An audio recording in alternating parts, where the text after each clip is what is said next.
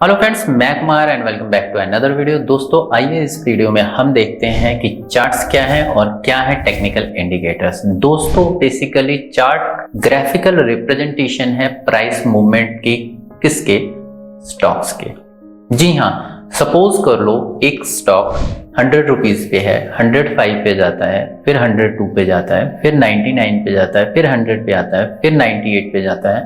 तो ये जो मूवमेंट बन रही है इसी की रिप्रेजेंटेशन को हम चार्ट्स कहते हैं। बेसिकली चार्ट्स तीन तरह के होते हैं, बार चार्ट, लाइन चार्ट और कैंडलस्टिक चार्ट। अब तीनों चार्ट्स क्या हैं और कैसे वर्क करते हैं उससे पहले मैं आपको बता दूं तो जो कैंडलस्टिक चार्ट्स हैं इसको हम एक तरीके से ये भी कहते हैं कि ये वो कैंडल्स हैं जो जलकर आपको रास्ता दिखाती हैं या जलती हैं आपको प्रॉफिट देने के लिए। तो अगर आपको ये लाइंस अच्छी लगी तो हिट द लाइक बटन। तो दोस्तों टेक्निकल इंडिकेटर्स क्या है? Technical indicators are the indicator which are used to represent the price volume fluctuation movement in a day और इन अ पर्टिकुलर टाइम। अब टेक्निकल इंडिकेटर्स में आ जाते हैं MACD, RSI, Bollinger band, moving average. Moving average सबसे simple है और बहुत ही ज्यादा यूज होते हैं और बहुत काम के भी हैं।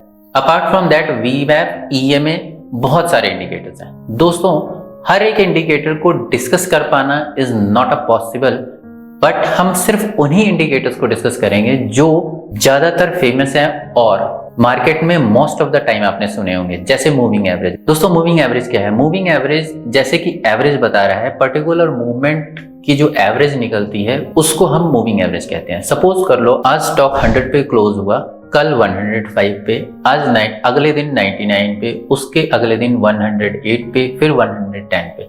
तो दोस्तों इन सब क्लोजिंग प्राइसेस को ऐड करके upon number of days, means यहां पर ये 5 डेज थे तो 5 अपॉन 5 करेंगे तो जो पर्टिकुलर प्राइस निकलेगा वो मूविंग एवरेज होगा। मींस कि वो एक लाइन ड्रॉ करेंगे, वो एक लाइन उस प्राइस रेंज पर ड्रॉ होती चली जाएगी। अगर स्टॉक की मूवमेंट ऊपर को है तो most of the time, rather 100% of the time जो है वो मूविंग एवरेज ऊपर को मूव होता है, और अगर स्टॉक की मूवमेंट नीचे को है तो वो नीचे को मूव होगा। अब इसमें जो शॉर्टेस्ट मूविंग एवरेज है उसकी मूवमेंट ज्यादा तेज होती है, मींस 100 की मूवमेंट 50 से कम होगी, 50 की मूवमेंट 20 से कम होगी, 20 की 8 से कम होगी, 8 की 5 से कम होगी। अब नंबर ऑफ मूविंग एवरेजेस हैं दोस्तों, ये आपके प्रैक्टिस के ऊपर है, आप कौन से मूविंग एवरेज के ऊपर कितना प्रैक्टिस करते हैं आप उसमें परफेक्ट हो जाएंगे। मोस्ट ऑफ द टाइम जो इन्वेस्टर ट्रेडर है, इन्वेस्टर की बात करें तो investor 100 to 150 moving average, day moving average को काउंट करते हैं। जो पोजिशनल ट्रेडर हैं या स्विंग ट्रेडर हैं वो 20 डे मूविंग एवरेज पे ज्यादा काम करते हैं। अपार्ट फ्रॉम दैट इंट्राडे 20 से लेकर उसके नीचे 5, 8, 3 तक के लिए भी जाते हैं। तो ये आपके कन्वीनियंट के ऊपर डिपेंड करता है कि आप कौन से मूविंग एवरेज पर कितनी प्रैक्टिस करते हो और किस चीज में आपने परफेक्शन ले ली है। इसके अलावा मूविंग एवरेज में simple moving average, weighted moving average, exponential moving average, ये बहुत सारे हैं।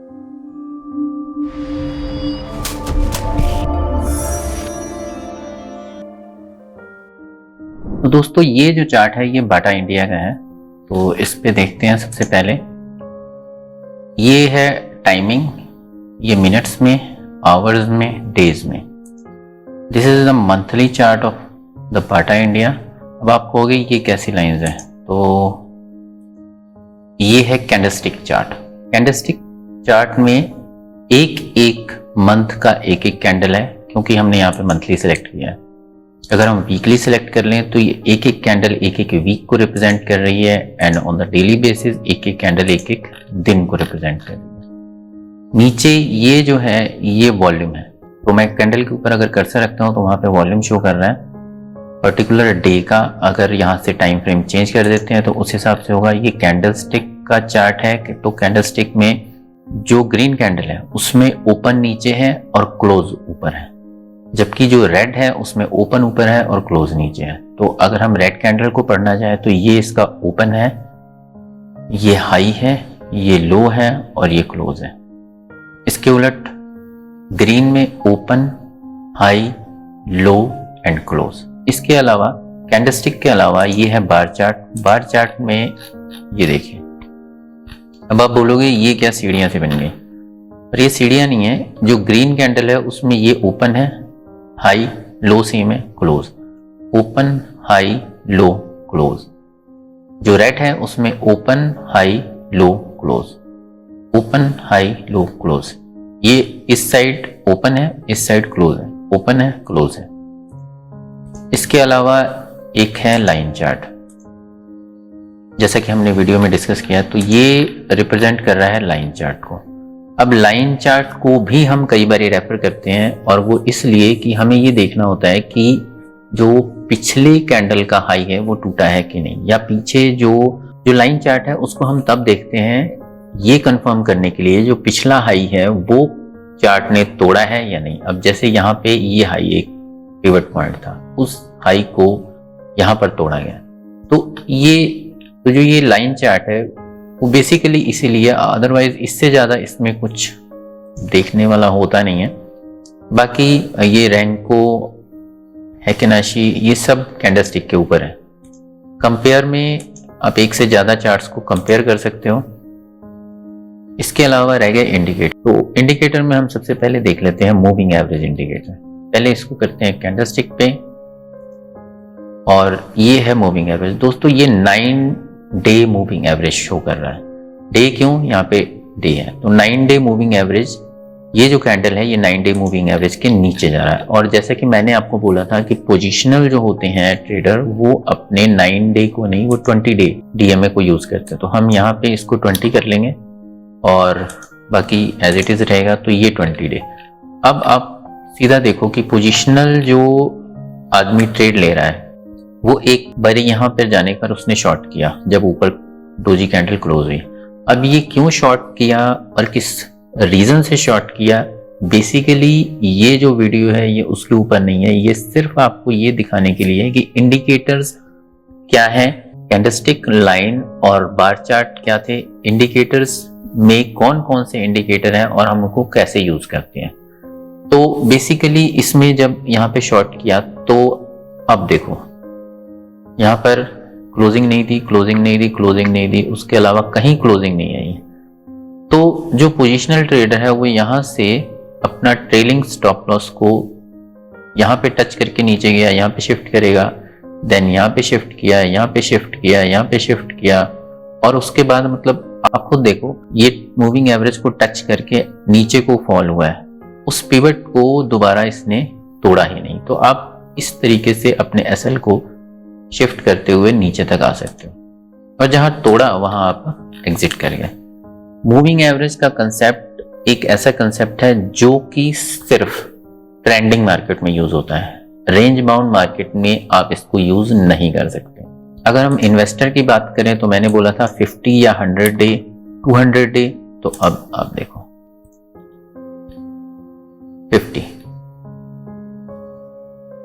अगर आप जैसे जैसे इसका टाइम फ्रेम बढ़ाते जाओगे मूविंग एवरेज का, आप चार्ट की ब्यूटिफिकेशन देखते जाओ, इतना ब्यूटीफुल होता जाता है। आप इसको 100 कर लो,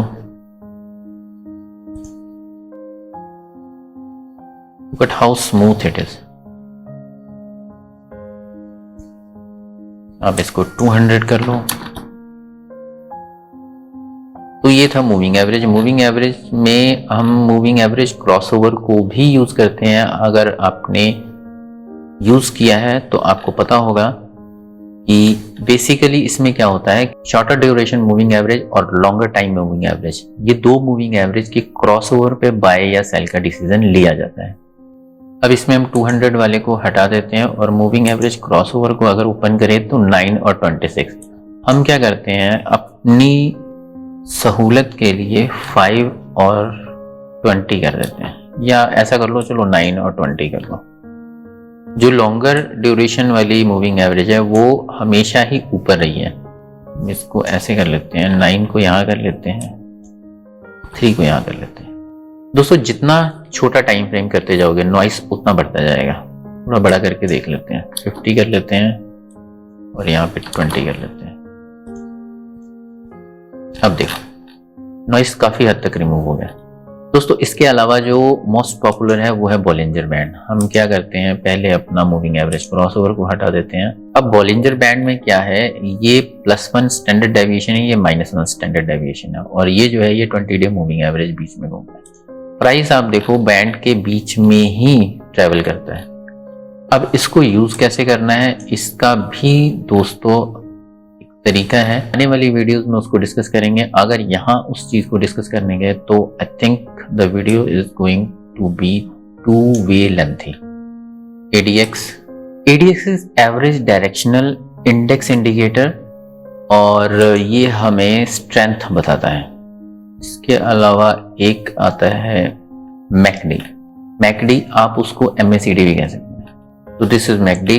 RSI, दोस्तों RSI जो है, RSI भी एक बैंड को ओवरसोल्ड या ओवरबॉट जोन को रिप्रेजेंट करता है, पर टिल इतना इजी नहीं है, क्योंकि ये देखो ये ओवरसोल्ड होने के बाद भी ये फॉल करता चला गया, और यहाँ पे कोई इतनी अच्छी मोमेंटम नहीं है, फिर भी ये 20 से उठ के 50 तक आ गया। तो हर एक इंडिकेटर का अपना प्लस माइनस है, पर उसको यूज कैसे करना, कहाँ यूज करना है, that is the key to success.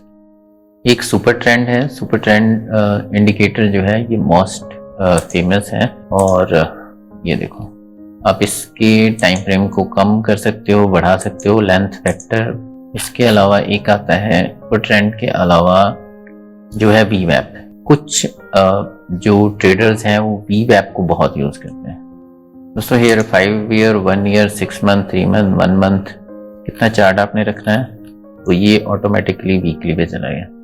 अब जितनी कैंडल्स बढ़ाओगे उतना टाइम फ्रेम कम होता जाएगा, क्योंकि ऑब्वियस है 5 मिनट की कैंडल्स पे आप 5 ईयर के चार्ट को तो नहीं स्टडी कर सकते। तो इस वीडियो में हमने देखा है type of charts and type of indicators. Well that's all for today's video. I hope you like this. अगर आपको ये वीडियो अच्छी लगी तो please hit the like button and do share and subscribe the channel. Bye bye.